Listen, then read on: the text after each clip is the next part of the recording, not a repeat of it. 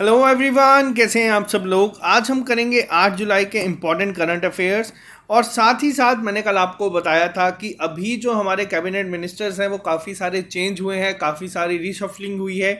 तो उस पर हम डिटेल में बात करेंगे। आज का सेशन बहुत ज़्यादा इंपॉर्टेंट होगा क्योंकि 2 से 3 क्वेश्चंस यहाँ पे ऐसे हैं जो आपके एग्जाम में पूछे जा सकते हैं। हाँ, बहुत ही ज़्यादा इंपॉर्टेंट है वो। और जो भी लोग ये चैनल पहली बार देख रहे हैं, इस चैनल को सब्सक्राइब कर लीजिए ताकि आप लोगों को हर एक अपडेट मिलता रहे।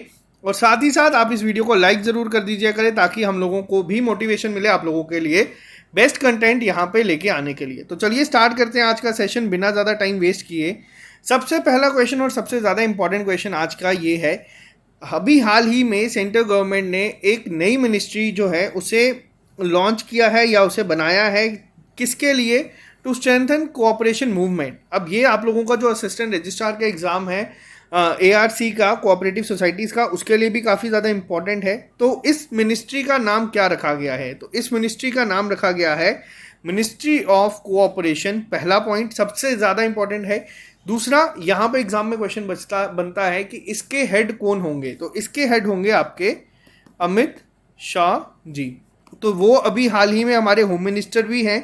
होम मिनिस्टर के होने के साथ साथ वो इसका भी एडिशनल चार्ज संभालेंगे। इनकी कॉन्स्टिट्यूंसी गांधीनगर है। गांधीनगर आपका गुजरात में आता है। तो ये आप लोगों को छोटी चीज़ें पता होनी चाहिए। इसी के साथ साथ ये बनाया क्यों गया है, इसके तहत जो गवर्नमेंट का एक विजन है जिसको हम कहते हैं सहकार से समृद्धि, तो इसके लिए बनाया गया है नया डिपार्टमेंट। इसका मतलब है आपका प्रॉस्पेरिटी फ्रॉम कोऑपरेशन। तो ये नई एक मिनिस्ट्री है। जितना भी लीगल प्रोसेस है, ऐसा नहीं है कि गवर्नमेंट ने डिसाइड किया एक नया डिपार्टमेंट बनेगा तो उसको बना दिया जाएगा। तो ये जो नया डिपार्टमेंट है इसके लिए जितना भी लीगल प्रोसेस है उसको स्टार्ट कर दिया गया है। और जो अमेंडमेंट की गई है वो की गई है 362nd अमेंडमेंट रूल्स 2021 के तहत। तो ये आप लोगों को याद रखनी है छोटी सी चीज़ें। तो ये इंपॉर्टेंट है। कौन सी नई मिनिस्ट्री बनाई गई है? तो वो है मिनिस्ट्री ऑफ कोऑपरेशन। हेड कौन करेंगे? तो वो करेंगे अमित शाह। बात करते हैं नेक्स्ट क्वेश्चन के ऊपर। वापस से ये बहुत ज़्यादा इंपॉर्टेंट है। अभी एक डिपार्टमेंट है जिसको रिलीज़ कर दिया गया है या जो अब फाइनेंस मिनिस्ट्री के अंडर आएगा। तो ये डिपार्टमेंट कौन सा है? तो वो है आपका डिपार्टमेंट ऑफ पब्लिक एंटरप्राइज। पहला पॉइंट आपको ये याद रखना है। अब से ये जो डिपार्टमेंट है ये आपका फाइनेंस मिनिस्ट्री के अंडर काम करेगा। इसी डिपार्टमेंट को आपका लोक उद्यम विभाग भी कहा जाता है। और ये डिपार्टमेंट पहले किसके अंडर था? तो वो था आपका मिनिस्ट्री ऑफ हैवी इंडस्ट्रीज़ के अंडर ये पहले आता था। लेकिन अब इस डिपार्टमेंट को फाइनेंस मिनिस्ट्री के अंडर ले जाया गया है। फाइनेंस मिनिस्टर हमारी निर्मला सीतारमन जी हैं। तो ये भी आपको याद रखना है। सीतारमन जी MP है। कहाँ से? कर्नाटका से राज्यसभा MP हैं। तो ये भी 2 पॉइंट्स आपको याद रखने हैं। इसी के साथ हमारे फाइनेंस मिनिस्ट्री में पहले जो मिनिस्टर ऑफ स्टेट्स थे मिस्टर अनुराग सिंह ठाकुर जी, जो लोकसभा है हिमाचल प्रदेश से, उनका भी प्रमोशन हुआ है अभी हाल ही में। तो उन्हें क्या बनाया गया है वो मैं आपको इसी लेक्चर के एंड में जितनी भी रीशफलिंग हुई है वो सारा बताऊंगा। वो काफ़ी इंपॉर्टेंट होगा। जो नए ऐड हुए हैं या जो पुराने में जिनको एडिशनल चार्ज मिले हैं वो दोनों चीज़ें। तो वो ये वीडियो एंड तक आप लोग ध्यान से सुनिएगा। बात करते हैं आज के थर्ड क्वेश्चन की। और ये क्वेश्चन भी आप लोगों का मोस्ट इंपॉर्टेंट कैटेगरी में है। मैंने आप लोगों को बताया था अभी हाल ही में एक निष्ठा प्रोग्राम को शुरू किया गया है। किसके द्वारा किया गया था? ये एजुकेशन मिनिस्ट्री के द्वारा किया गया था। National initiative for school heads teachers holistic advancement. तो इसके तहत कौन सी ऐसी स्टेट है या यूटी है जिसने टॉप किया है इम्प्लीमेंट करने के लिए ये प्रोग्राम को? तो वो है आपकी जम्मू एंड कश्मीर। आपका बहुत ज़्यादा इंपॉर्टेंट पॉइंट ये बनता है कितने टोटल टीचर ऐसे हैं जो ऑनलाइन मोड के थ्रू अभी पढ़ा रहे हैं? तो वो हैं जम्मू कश्मीर में 80,600 एलिमेंट्री स्कूल टीचर्स जो ऑनलाइन मोड यूजिंग दीक्षा पोर्टल। अब ये पोर्टल का नाम भी आप लोग याद रखिएगा। जितनी भी ज़्यादा इंपॉर्टेंट चीज़ें मैं यहाँ पर बताऊँगा दीक्षा पोर्टल के तहत पढ़ा रहे हैं। और ये इंडिया का टॉप परफॉर्मर बने हैं अंडर निष्ठा प्रोग्राम। तो ये बहुत ज़्यादा इंपॉर्टेंट है। निष्ठा प्रोग्राम क्या है बेसिकली? तो निष्ठा प्रोग्राम आपका world largest teacher training program है। ये दुनिया का सबसे बड़ा प्रोग्राम है टीचर ट्रेनिंग का। तो आपको ये भी याद रखना है। ये किसके अंदर आता है? तो एक स्कीम चलाई गई थी 2019 में जिसका नाम था समग्र शिक्षा अभियान या समग्र शिक्षा स्कीम, तो इसके अंडर ये शुरू किया गया था। J&K अभी लीडिंग है, 80,600 एलिमेंट्री स्कूल टीचर्स यहाँ पे ट्रेनिंग ले रहे हैं। तो बहुत ज़्यादा इंपॉर्टेंट करंट अफेयर है ये आप लोगों का। बात करते हैं नेक्स्ट क्वेश्चन के ऊपर। अभी हाल ही में नाबार्ड ने सैंक्शन किया है 2891.15 लाख रुपीस का लोन अंडर RIDF स्कीम। अब RIDF क्या है, तो ये है आपका रूरल इंफ्रास्ट्रक्चर डेवलपमेंट फंड। इसके तहत किसको ये दिया गया है, तो ये आपको पता होना चाहिए, ये दिया गया है गोवा को। पहला पॉइंट, गोवा अभी हाल ही में न्यूज़ में था क्योंकि गोवा अभी इंडिया का पहला रेबीज फ्री स्टेट बना है, क्योंकि पिछले 3 साल में एक भी ऐसा केस रेबीज का वहाँ नहीं दिखा गया। वहीं चाइना को अभी हाल ही में मलेरिया फ्री घोषित किया गया है WHO के द्वारा। तो ये दोनों पॉइंट भी आपको याद रखने हैं। नाबार्ड ने किसको लोन दिया है, तो वो दिया है गोवा को। अब यहाँ पे नाबार्ड के रिलेटेड आपसे एग्जाम में पूछी जा सकती हैं कुछ चीज़ें, तो वो भी हम यहाँ पे एक बार देख लेते हैं। नाबार्ड का हेडक्वार्टर कहाँ पे है, तो नाबार्ड का हेडक्वार्टर है आपका मुंबई में। इसी के साथ साथ नाबार्ड के अभी चेयरमैन कौन है, ये भी पिछले साल ही बने हैं, तो इनका नाम भी आपको याद रखना है। ये है गोविंदा रजुलू चिंटिला जी। तो ये आपको चीज़ें याद रखनी है। बात करते हैं नेक्स्ट क्वेश्चन के ऊपर। अभी हाल ही में बजाज अलायंस ने टाई अप किया है एक बैंक के साथ, जिसके तहत वो उनके इंश्योरेंस प्रोडक्ट बेचेगा। अब इसको क्या कहते हैं, जब भी कोई एक बैंक किसी एक इंश्योरेंस कंपनी के प्रोडक्ट को बेचता है तो उसे कहा जाता है आपका बैंक एश्योरेंस। ये मैंने आपको पहले बताया था। किस बैंक ने किया है ये टाई अप, तो ये आपको मैं बता दूं, ये किया गया है बैंक ऑफ इंडिया के द्वारा। ये जो BOI आप देख रहे हैं, ये है बैंक ऑफ इंडिया। इन्होंने टाई अप किया है बजाज अलायंस के साथ ताकि ये इनके इंश्योरेंस प्रोडक्ट्स को बेच सकें। और बैंक ऑफ इंडिया का हेडक्वार्टर है आपका मुंबई में। मैंने आप लोगों को एक चीज़ बताई थी, जिन भी बैंक में इंडियन आता है, फिर वो आपका इंडियन बैंक हो या फिर आपका इंडियन ओवरसीज़ बैंक हो, इनका हेडक्वार्टर कहाँ पे है, तो इनका हेडक्वार्टर है आपका चेन्नई में। तो ये काफ़ी इंपॉर्टेंट चीज़ें हैं, आपको पता होनी चाहिए। बात करते हैं क्वेश्चन नंबर 6 के ऊपर। अभी हाल ही में एक रेकरिंग पेमेंट इंटरफेस शुरू किया गया है जिसका नाम है मैंडेट HQ। ये किसके द्वारा किया गया है, तो ये किया गया है आपका रेजर पे और मास्टर कार्ड ने मिलके। बहुत ज़्यादा इंपॉर्टेंट है। मैंडेट IQ क्या है, इसके तहत क्या होगा, ये एक आपका API है। API आपका आ जाता है एप्लीकेशन प्रोग्रामिंग इंटरफेस। या आपके कंप्यूटर में भी क्वेश्चन पूछा जाएगा, तभी मैं यहाँ पे आपको लिख देता हूँ। एप्लीकेशन प्रोग्रामिंग इंटरफेस होता है जिसका तहत प्लग एंड पे सोल्यूशन होता है, जिससे आप लोगों का काफ़ी टाइम बचेगा। तो ये आपको बस इतना याद रखना है, रेजर पे ने मास्टर कार्ड के साथ किया है। इन सब चीज़ों को क्या होती है रेकरिंग पेमेंट। अब मान लीजिए कई सारी ऐसी ऑनलाइन साइट्स हैं जहां पे आप लोग पेमेंट कर सकते हैं। आजकल RBI की गाइडलाइंस चेंज हुई है। 2019 में इन्होंने नई फ्रेमवर्क किया था कि अगर कोई भी रेकरिंग पेमेंट करता है, या मान लीजिए किसी ने भी ऐसा करा है कि उसको ऑटो पे हो जाएगा, उसको एक दिन पहले इंफॉर्मेशन आती है कि आप लोगों का इतना अमाउंट डेबिट होगा। तो इसके लिए ये किया गया है मैंडेट HQ। तो आपको ये याद रखना है। बात करते हैं नेक्स्ट क्वेश्चन के ऊपर। अभी हाल ही में कौन सा ऐसा बैंक है जिसको second most valued listed public sector bank बनाया गया है, और ये आज का आपका बहुत इंपॉर्टेंट क्वेश्चन है। ये इस क्वेश्चन को इंपॉर्टेंट इसलिए रखा गया है क्योंकि जो सेकेंड मोस्ट वैल्यूड लिस्ट में है पब्लिक सेक्टर बैंक की, ये हो सकता है आने वाले थोड़े से टाइम के बाद पब्लिक सेक्टर बैंक रहे ही नहीं, क्योंकि प्राइवेटाइजेशन की आप लोगों ने बात सुनी होगी, प्राइवेट कर रहे हैं बैंक्स को। उनमें एक नाम आप लोगों के इंडियन ओवरसीज बैंक का है और दूसरा नाम है आपके सेंट्रल बैंक का। अभी तक ऑफिशियली ये चीज़ें अनाउंस नहीं की गई, बट ये काफ़ी ज़्यादा न्यूज़ में है। लेकिन अभी हाल ही में इन्हें सेकंड मोस्ट वैल्यूड बैंक को रखा गया है। किसके बाद पहले कौन था, तो पहले था PNB, अब ये थर्ड हो जाएगा। टॉप पे पूछा जाए तो टॉप पे आप सबको पता है SBI ही है। इसी के साथ थर्ड पोजीशन पे आप लोगों का बैंक ऑफ बड़ौदा आता है और फिर आता है आपका कैनरा बैंक। तो ये आपको सिंपल सा एक चीज़ पता चलनी कर रखनी है, सेकंड मोस्ट वैल्यूएबल कौन बना है, तो वो बनाया गया है आपका इंडियन ओवरसीज बैंक को। तो यहाँ पे बात करते हैं नेक्स्ट क्वेश्चन के ऊपर। बहुत ज़्यादा इंपॉर्टेंट है ये भी क्वेश्चन, क्योंकि अभी एक इंडियन इकोनॉमिस्ट हैं जिनको हम्बोल्ट रिसर्च अवार्ड दिया गया है फॉर इकोनॉमिक्स 2021। इनका नाम क्या है? तो इनका नाम है कौशिक बासु जी। ये आज का बहुत इंपॉर्टेंट क्वेश्चन है, क्योंकि इन्हीं के ऊपर एक और क्वेश्चन यहाँ पे बन सकता है। इन्होंने अपनी एक बुक रिलीज की है जिसका नाम है policy maker journal from Delhi to Washington DC. ये इन्होंने अभी हाल ही में रिलीज की है। अब कौशिक बासु जी है कौन? तो कौशिक बासु जो है वो इंडिया के पहले इकोनॉमिस्ट थे जो वर्ल्ड बैंक में चीफ इकोनॉमिस्ट की पोस्ट पे थे।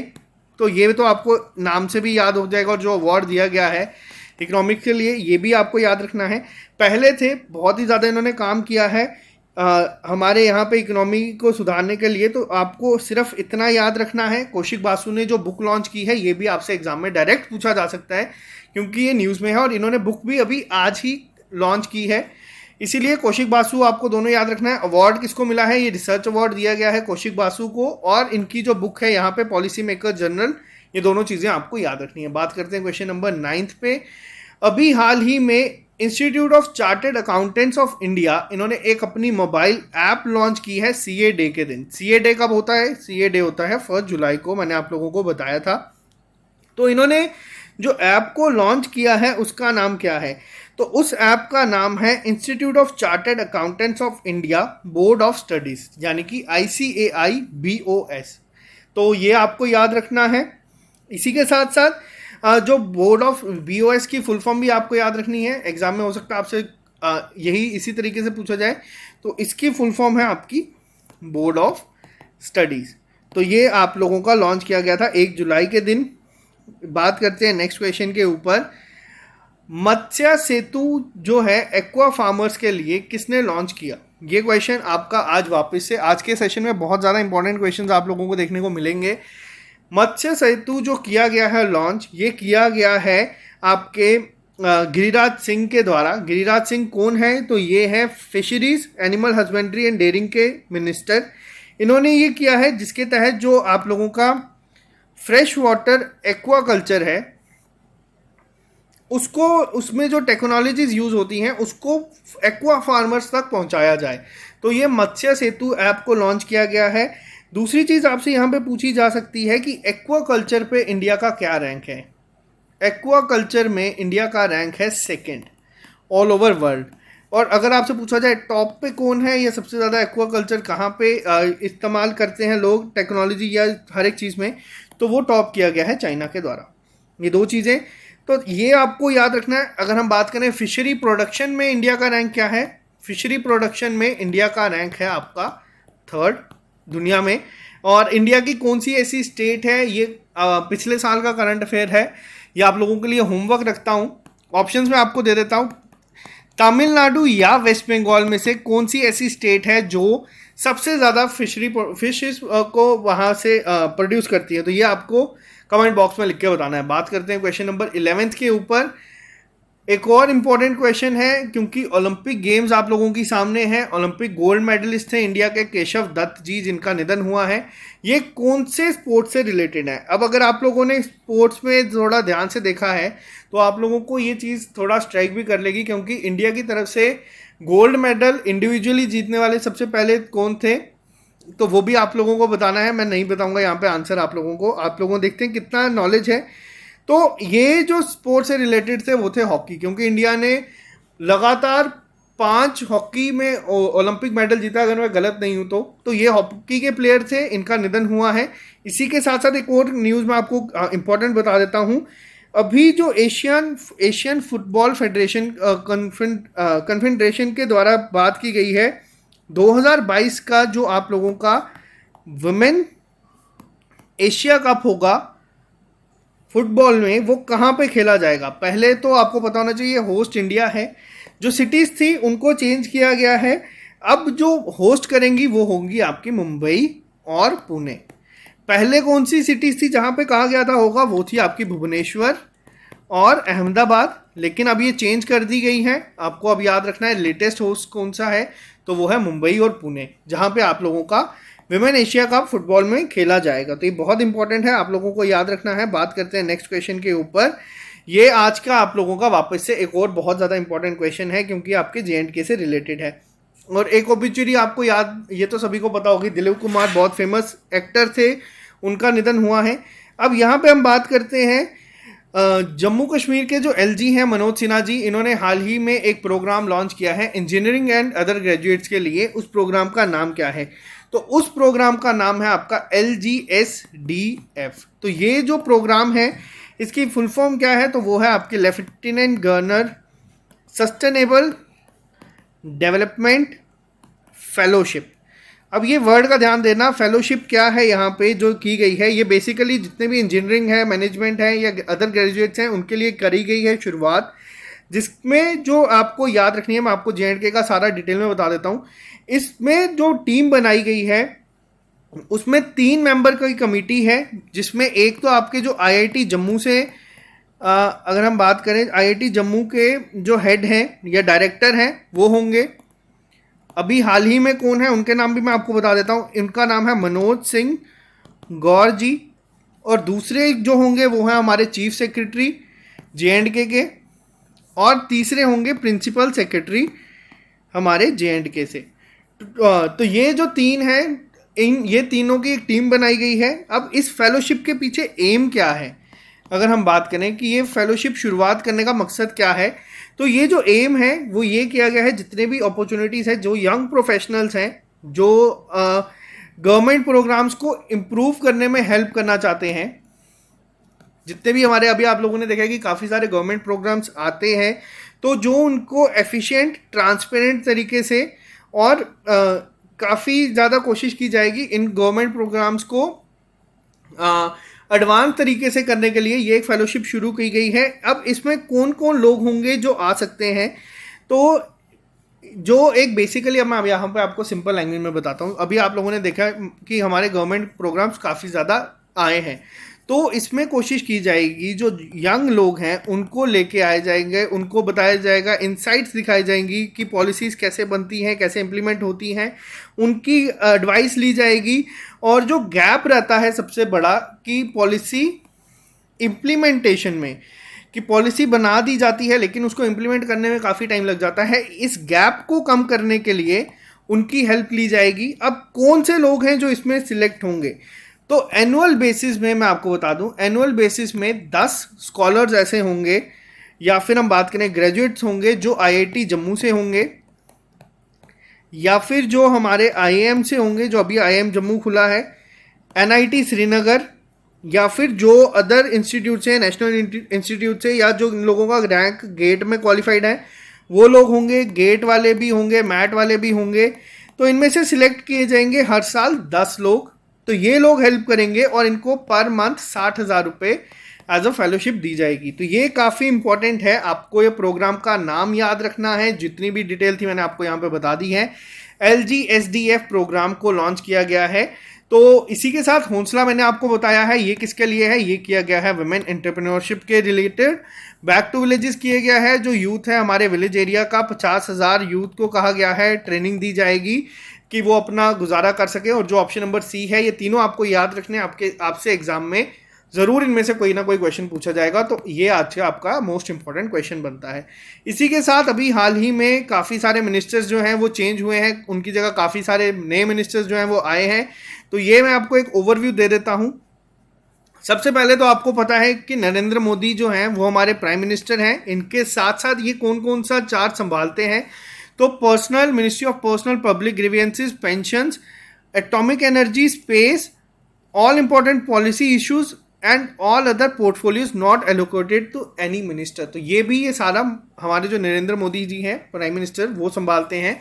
इसी के साथ साथ ये नीति आयोग के चेयरपर्सन भी हैं, तो ये भी आपको याद रखना है। नीति आयोग के CEO कौन है, तो वो हैं आपके अमिताभ कांत, जिनको अभी हाल ही में एक्सटेंशन दिया गया है। इसी के साथ बात करते हैं राजनाथ सिंह जी की। तो यहाँ पे मैं आपको थोड़ा दिखा दूं क्लियर। राजनाथ सिंह आपको पता है मिनिस्ट्री ऑफ डिफेंस है। मिनिस्ट्री ऑफ डिफेंस के साथ साथ अमित शाह जी, इंपॉर्टेंट ये नहीं है, आपसे नहीं पूछा जाएगा। होम अफेयर्स, मैंने आपको आज ही बताया कि मिनिस्ट्री ऑफ कोऑपरेशन नई मिनिस्ट्री बनाई गई है, तो इसका इंचार्ज भी इन्हें बनाया गया है, तो ये इसीलिए इंपॉर्टेंट है।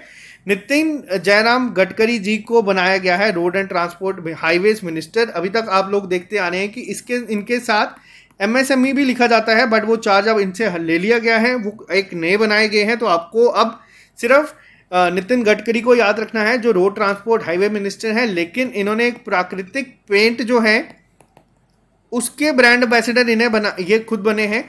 तो ये भी आपको याद रखना है। मैं जितने करंट अफेयर्स हैं मैं वो साथ साथ बताऊंगा। इसी के साथ साथ निर्मला सीतारमण आप देख सकते हैं मिनिस्टर ऑफ फाइनेंस है, और इसी के साथ साथ कोऑपरेट अफेयर्स भी यही हैं। कोऑपरेट अफेयर्स और कोऑपरेशन में कंफ्यूज नहीं होना। बात करते हैं नरेंद्र सिंह तोमर जी की, agriculture and farmer welfare minister है। अभी इंडिया ने हाल ही में एग्रीकल्चर के लिए फिजी के साथ एक MOU भी साइन किया है। बात करते हैं नेक्स्ट, यहाँ पे आप देख रहे हैं डॉक्टर S जयशंकर जी को, ये हमारे एक्सटर्नल अफेयर मिनिस्टर हैं। अर्जुन मुंडा जी, इनकी कॉन्स्टिट्यूएंसी है खुंटी, जो कि आपकी झारखंड में है। तो ये हमारे ट्राइबल अफेयर मिनिस्टर हैं। ट्राइबल अफेयर मिनिस्ट्री ने अभी हाल ही में ministry of environment forest and climate के साथ MOU साइन किया है, जिसके तहत कहा गया है जो मोर पावर दी जाएगी किसको, ट्राइबल कम्युनिटीज़ को। तो ये आपको इतना याद रखना है। इन्हीं के साथ बात करते हैं श्रीमती स्मृति जुबिन ईरानी जी की, ये वुमेन एंड चाइल्ड डेवलपमेंट के मिनिस्टर हैं। नेक्स्ट बात करते हैं पीयूष गोयल जी की। Piyush Goyal ji commerce and industry, consumer affairs and food, public distribution minister and minister of textiles ये हैं। Dharmendra Pradhan ji minister of education बनाए गए हैं। मोस्ट इंपॉर्टेंट, पहले आप लोग देखते थे हम लोग यहाँ पे डिस्कस करते थे मिनिस्ट्री ऑफ एजुकेशन के रिलेटेड, अब ये आपको याद रखना है नया इनका पोर्टफोलियो बना है। मोस्ट इंपॉर्टेंट याद रखिएगा एग्जाम पॉइंट ऑफ व्यू से। और स्किल डेवलपमेंट एंड एंटरप्रेन्योरशिप तो इनके पास है ही है। इसी के साथ बात करते हैं प्रहलाद जोशी जी की, ये पार्लियामेंट्री अफेयर्स और कोल एंड वाइन्स के मिनिस्टर बनाए गए हैं। नारायण तत्तू राणे जी को बनाया गया है MSME मिनिस्टर, जो पहले थे आपके नितिन गडकरी जी। तो ये एक चीज़ याद रखना, ये भी आपके मोस्ट इंपॉर्टेंट है। जो मैं मोस्ट इंपॉर्टेंट लिख रहा हूँ आप लोग इनको अलग से नोट कर लीजिएगा अपने नोट्स में, आपसे एग्जाम में यही पूछे जाएंगे। बात करते हैं नेक्स्ट, सबरनंदा सोनोवाल जी असम से हैं, ministry of port shipping and waterways, और इन्हीं के साथ मिनिस्टर ऑफ आयुष के भी ये बनाए गए हैं। तो ये भी आपके काफ़ी ज़्यादा इंपॉर्टेंट है। इन्हीं के साथ मुख्तार अब्बास नकवी जी, ये हमारे माइनॉरिटी अफेयर्स मिनिस्टर हैं।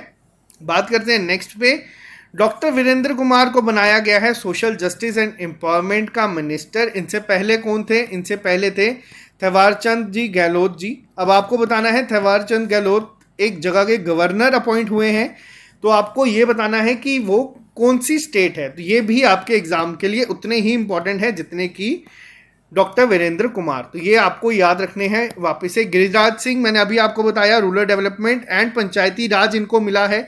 अभी मैंने आपको बताया कि फिशरी एंड हस्बेंड्री के थे जब आप लोगों का ये MOU साइन हुआ था। अभी मैंने आपको जो करंट अफेयर्स में बताया यहाँ पे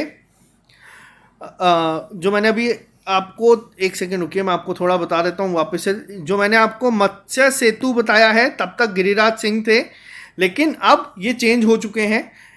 अब कौन बनाए गए हैं वो भी मैं आपको यहाँ पे डिस्कस करूंगा, लेकिन अब आपको याद रखना है गिरिराज सिंह कौन से मिनिस्टर हैं। तो गिरिराज सिंह हैं आपके रूरल डेवलपमेंट एंड पंचायती राज। इन्हीं के साथ साथ ज्योतिराज सिंधिया जी बनाए गए हैं सिविल एविएशन मिनिस्टर, पहले हरदीप सिंह पुरी थे। ये भी आपको याद रखने हैं। ये जो जितने नए बने हैं इनको याद रखना है, इंपॉर्टेंट है। रामचंद्र प्रसाद सिंह जी को मिनिस्टर ऑफ स्टील बनाया गया है। अब आपको एक और चीज़ बता दूं, जो एग्जामिनर है आजकल वो थोड़ा सा ज़्यादा चालाक हो चुका है। जो ज़्यादा फेमस नाम है वो एग्जाम में नहीं पूछे जाते। आपसे एग्जाम में ये चीज़ें आजकल ज़्यादा पूछी जाती है, कोल एंड माइंस कौन है, स्टील कौन है, हैवी इंडस्ट्रीज़ का कौन है। तो ये चीज़ें आजकल आपको ज़्यादातर देखने को मिलेंगी। तो जो जो करंट अफेयर्स में आते रहेंगे वो तो हम डिस्कस करेंगे ही। इन्हीं के साथ अश्विनी वैष्णव जी मिनिस्टर ऑफ रेलवेज बनाए गए हैं, communication and electronic and information. ये बहुत इंपॉर्टेंट है, इनके बारे में आपको बता दूं ये बहुत ही इनकी इम्प्रेसिंग स्टोरी है। तो मैं आपके साथ अगर टाइम मिला तो किसी दिन वो भी डिस्कस करूंगा। पशुपति कुमार पारस जी फूड प्रोसेसिंग इंडस्ट्री से बने हैं। गजेंद्र सिंह शेखावत जी बनाए गए हैं जल शक्ति के, पहले से ये थे। किरण रिजिजू को मिला है लॉ एंड जस्टिस, पहले ये स्पोर्ट्स में भी थे, लेकिन अब आपको बता दूं ये अब आपके लॉ एंड जस्टिस के मिनिस्टर हैं। इन्हीं के साथ वापस से मोस्ट इंपॉर्टेंट अनुराग सिंह ठाकुर, मैंने आपको बताया था ये मिनिस्टर ऑफ स्टेट्स हैं।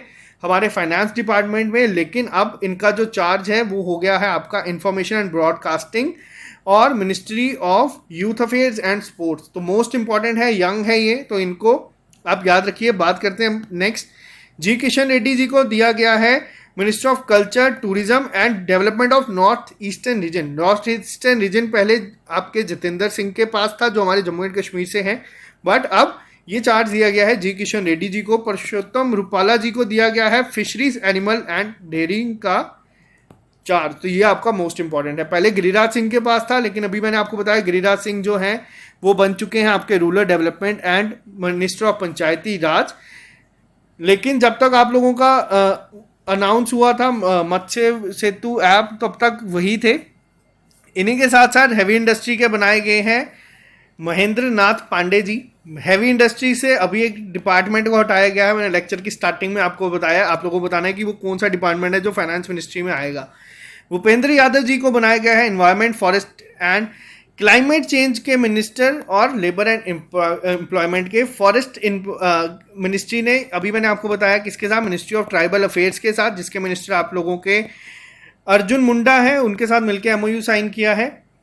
मनसुख मांडविया जी को बनाया गया है health and welfare minister, chemicals and fertiliser का। पहले थे आपके हर्षवर्धन जी।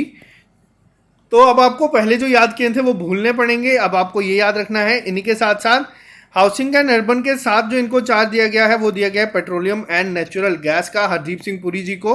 और बात करते हैं नेक्स्ट पे, राजकुमार सिंह जी को दिया गया है power, new and renewable energy.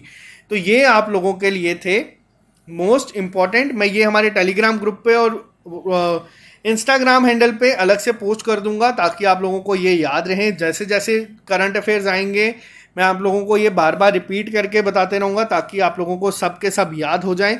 तो आज के करंट अफेयर्स बहुत ज़्यादा इंपॉर्टेंट थे आप लोगों के एग्जाम पॉइंट ऑफ व्यू से। हो सकता है आपको एग्जाम में 2 से 3 क्वेश्चंस इसी लेक्चर से देखने को मिले। तो आज के लिए सिर्फ इतना ही, मिलते हैं आप लोगों से कल नए लेक्चर के साथ। दीजिए इजाज़त। तो चलिए bye bye, take care, all the best. पढ़ते रहिए, मेहनत करते रहिए।